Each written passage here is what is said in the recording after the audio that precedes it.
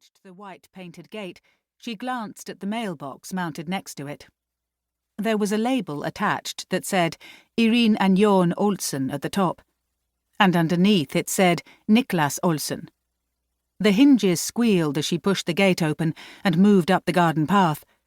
Before them was a house that did little to stand out from the other homes in the neighbourhood. Nevertheless, the windows with their drawn curtains seemed to stare back at them, dead-eyed. "Draw your weapon, Trolls, and stay behind me," Cecilie said quietly, making her way towards the front door. Trolls quickly retrieved his Glock from his holster and took off the safety.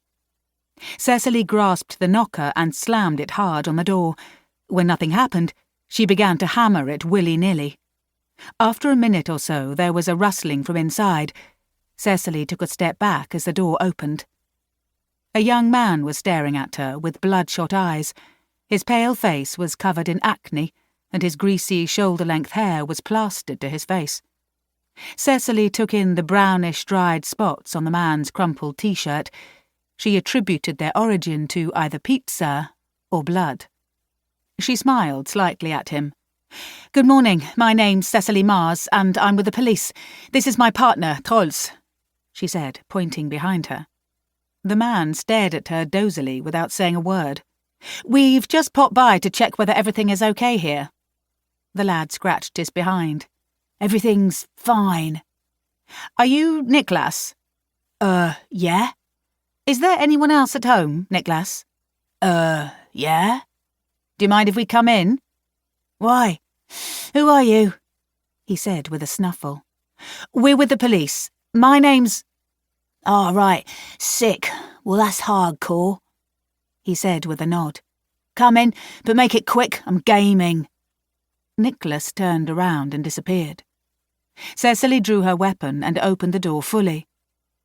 "Is he off his face or what?" Trolls whispered. They made their way down the long hallway, which was in semi-darkness. There was light streaming out of the room at the far end. "Niklas!" Cecilie called out as they walked along the hallway. When they reached the open door leading into the darkened living room, Cecilie halted and quickly looked inside. There was no one to be seen. They carried on towards the room furthest away. As they got closer, the noise of gunshots and shouts intensified. Inside, Niklas had sat down with his back to the door, facing an ultra-wide screen on which he was playing Call of Duty. The curved monitor covered the wall, transporting him straight to the battlefield. To his right, there was a laptop where he had a video chat open with 4 other players. As Cecilie and Trolls entered the room, they caught sight of a woman sitting on an office chair to the left of the door, with a meat cleaver stuck in her skull. She was in her late 50s and clad in a bright yellow dressing gown, which was caked in clotted blood. Trolls gasped and fought to avoid gagging. Cecilie went over to the woman and placed 2 fingers against her throat to check for a pulse, even though she knew what the outcome would be before she did it.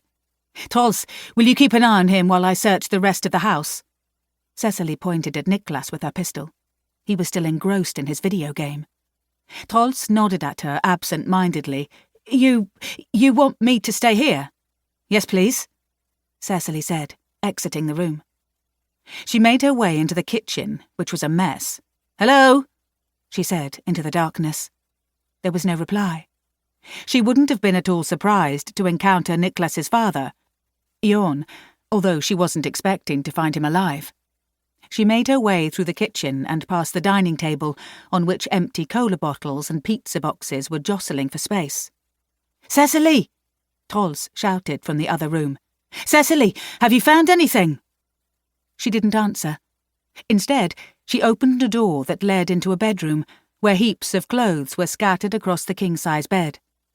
Cecilie noticed that only one half of the bed had been made. She went over to the wardrobe and slid the door to one side to open it. Just like the half-made bed, the wardrobe gaped half-empty. Maybe Papa Jon didn't live here anymore.